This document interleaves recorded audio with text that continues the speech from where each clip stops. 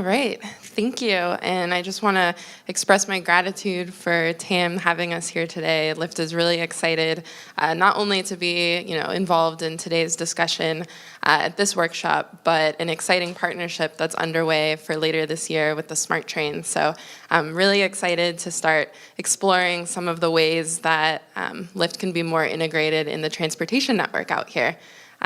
So like it was said, I'm a member of our transportation policy team. I actually come from the public sector.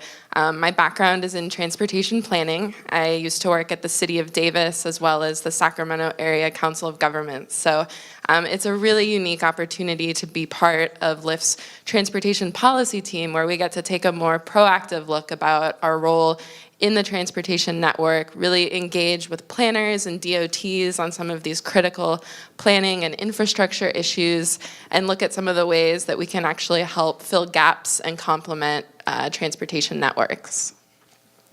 So I want to start with a question and just poll the room here and ask, how many of you have taken a Lyft ride before? Oh, that's great. And can you raise your hand if you've ever taken a Lyft line ride, which is our shared ride service? Okay, so that's less of you. And to just kind of get everyone up to speed in the room about what that is, Lyft Line is our shared ride service where, using algorithms and real-time information, we're actually able to match passengers who are headed in a similar destination with another individual, put them in the same car so they can share the ride together, and sort of in exchange for having a slightly longer trip due to picking up and dropping off another passenger, you're actually offered a lower fare for the Lyft line trip than the classic ride. So this is a service that I'm particularly excited about because of the affordability issues it presents, but also its ability to reduce the number of single occupancy vehicle trips. And I think everyone in this room is really focused on those environmental and greenhouse gas emission reductions. So it's a really great service that we offer, and you can actually see that in our markets where we offer Lyft Line, which is in over a dozen cities around the country, more than 40% of the rides that happen in that market are with the shared ride service, Lyft Line. So it points to a really exciting potential for more ride sharing to be taking place, and a real willingness on the consumer side to participate in that. Lyft was started in 2012, and so we've been around for a few years now. We are in over 250 cities. Actually, yesterday we just launched in 50 more, so we're very quickly approaching 300, growing very quickly in the United States. And last year we did over 160 million rides. So we're taking off, and we're really excited to continue sort of zooming ahead in 2017. And like I mentioned, Lyft has a really special transportation policy team that's focused on partnering directly with public sector to build a truly 21st century transportation network. And we think that there's a real opportunity for us, rather than sort of being in opposition to each other, but actually work together to fill gaps in transit and provide more connectivity, better customer experience, a more on-demand service for consumers, but also provide real benefits to the public sector in terms of cost savings, ways to stay modern for changing consumer behaviors, and really be able to embrace this mobile-based technology. So we started working with public transit agencies in 2015 through our Friends with Transit campaign. And since then, have worked with a variety of agencies. And I think that the real reason why the public sector is interested in working with Lyft and shared mobility partnerships generally is, again, around that opportunity to cut VMT and really embrace some of those sustainability metrics that are so important. So like I mentioned with our Lyft Line service, that's really about increasing vehicle occupancy through our Lyft Line service and sharing rides. But there's also an opportunity for electrification. Earlier this week, we actually rolled out in our Los Angeles market more of the Chevy Bolts, which is the extended range EV, onto the Lyft platform. We have a service called Express Drive, which helps people that want to become Lyft drivers that might not have a qualifying vehicle or own a vehicle, but would like to work for Lyft and have the opportunity to have a flexible income to actually rent a car. And as a way to help electrify VMT and really sort of put more EVs on the road to help meet some of those aggressive ZEV targets that the governor's put out. We think that TNCs can be a really great platform to do that. And then the third area is really around connecting to transit. Our business model is really laid out to provide shorter trips. It would be very expensive to commute from the South Bay into San Francisco every day using Lyft, but you could help fill that first and last mile gap and connect to Caltrain, which is something that we see many of our passengers do both in the Bay Area, but all over the country in our other markets. So it's really these areas that drive us to work with the public sector and really come up with partnerships. And we've identified a few key use cases around what are the real opportunities to work together. So I just touched on that first and last mile connectivity, but I think there's a couple of other really exciting ways that we're starting to work with agencies. We have a suburban solution to really starting to tackle some of the challenges that I'm sure Marin is especially familiar with, of being able to provide in a low-density suburban environment, frequent fixed route transit. It's something that is really difficult. It's expensive. From the customer perspective, the bus might run every 30, 40, 50 minutes, and if they miss it, that can really cause, frustration and be a real pain point. And for the agency, it's a real low fare box recovery and something that's expensive to provide. So we've actually started to work with some suburban communities. We've worked with Lavta in the Dublin area, as well as some Southern California cities, to look at how can we use Lyft as another tool for a transit agency to help ensure that coverage and offer mobility in a suburban environment where more traditional tools like the 40-foot bus just don't make sense.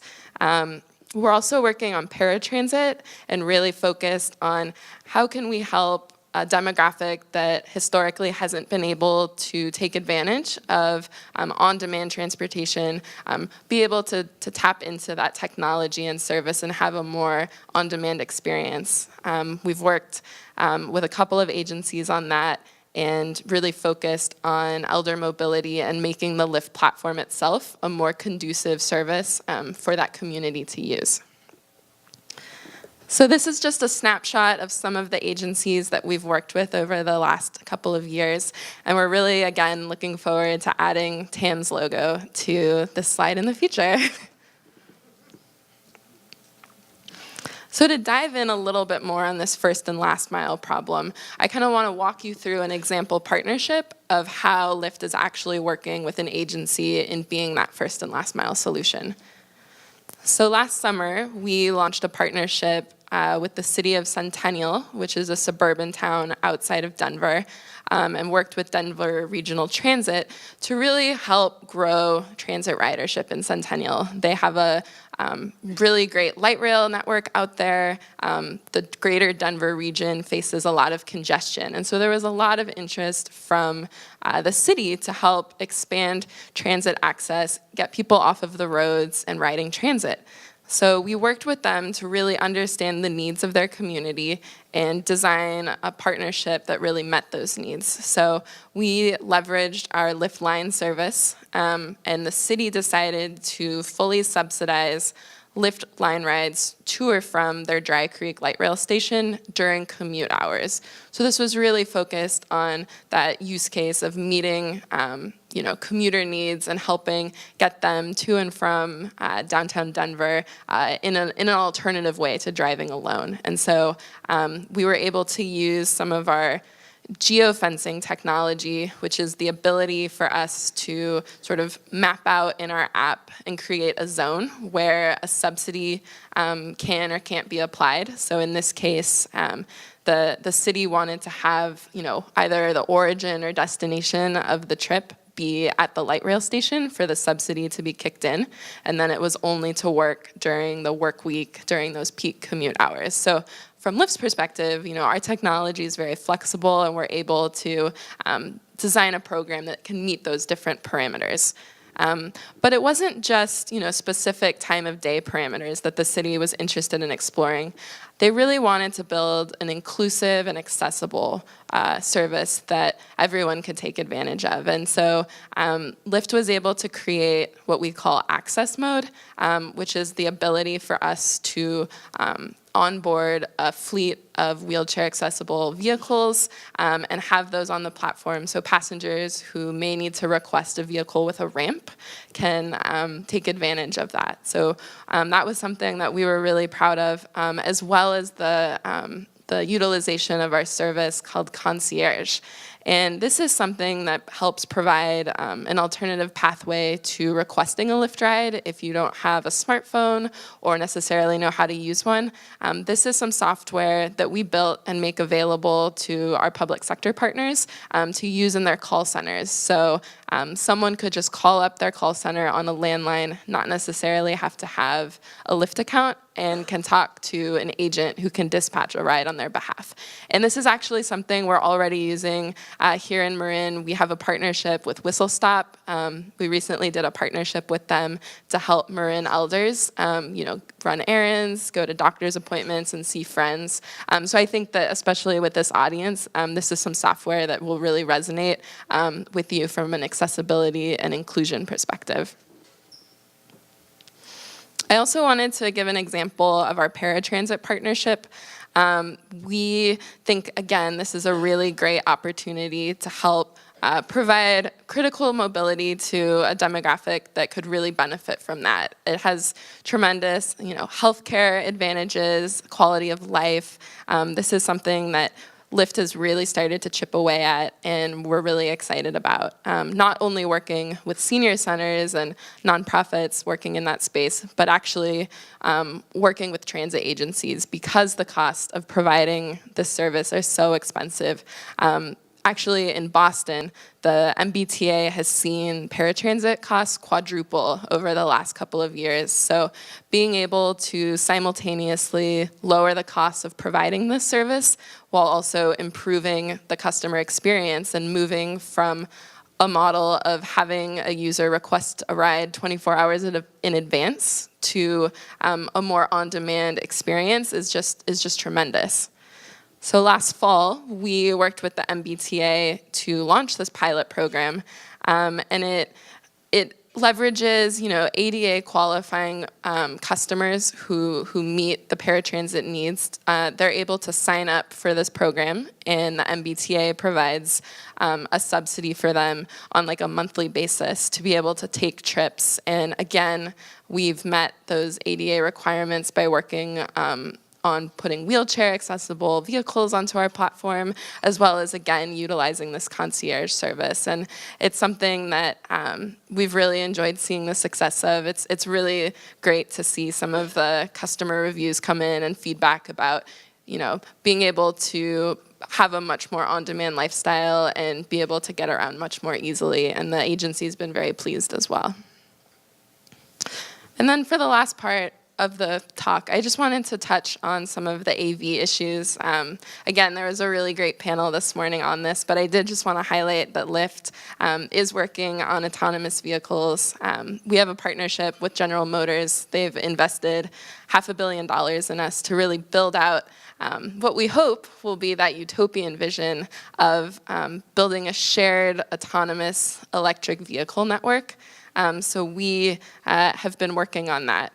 And we have come out publicly and said that within 5 years, a fully autonomous fleet of cars will provide the majority of Lyft rides across the country. So while there is a lot of questions around the actual timeline of the autonomous vehicle rollout, this is what our timeline looks like, and we're working very aggressively on meeting that. We also think that it's going to be really successful because owning a car right now is really burdensome and expensive, and there's a lot of different costs that go into the current way people get around. It's not just owning a car, it's the insurance, it's the gas, it's the parking ticket, it's the registration. There's a lot of pieces that come together, and being able to move to a subscription model where you can actually pay as you go, much like how people now subscribe on Netflix or some of these other subscription services. It's really enticing, and we think that that's the way of the future. So in this model, people don't own their own autonomous vehicles, but they're actually part of this broader network of shared vehicles. So like I said, we have a pretty tight timeline of how we're looking at the rollout of this. Of course, right now today, we have human drivers on the Lyft platform. But in the next 5 to 10 years, we actually think it's going to be this hybrid model where some trips will be provided by human drivers and others will be provided by autonomous vehicles. And I think there's a lot of different use cases that there will be certain restrictions on the types of vehicles that can be providing those trips. So when we first come out with autonomous vehicles, it'll be on some of those lower speed roads during daylight hours, good weather conditions, lower speeds, and eventually as restrictions roll back and the technology gets better, some of those more difficult use cases will begin to be provided by autonomous vehicles. And in 10 years out, we think that the majority of those trips will be by autonomous vehicles. And it's really about, this idea of taking back a lot of the space that has been allocated in cities for parking and being able to put it into much more productive uses. I think the panel this morning laid it out really well, just showing how much space we use in our cities to store these vehicles. And if we can kind of convert that space into something more productive, that's better for everyone's quality of life. And, I live in San Francisco, and I think that a really good promising example of what that might look like is if you look at Octavia Street in the Hayes Valley neighborhood in San Francisco, where they actually took down a freeway, and this is actually now what it looks like today. It's a really great park. There's pop-up shops and restaurants, lots of cute dogs. It's something really great and part of what makes San Francisco so great. So I think this is the kind of city that we want to be working on building, and autonomous vehicles play a really big part of getting there. So with that, I want to thank you, and I'm excited to discuss this in more detail later. Thank you.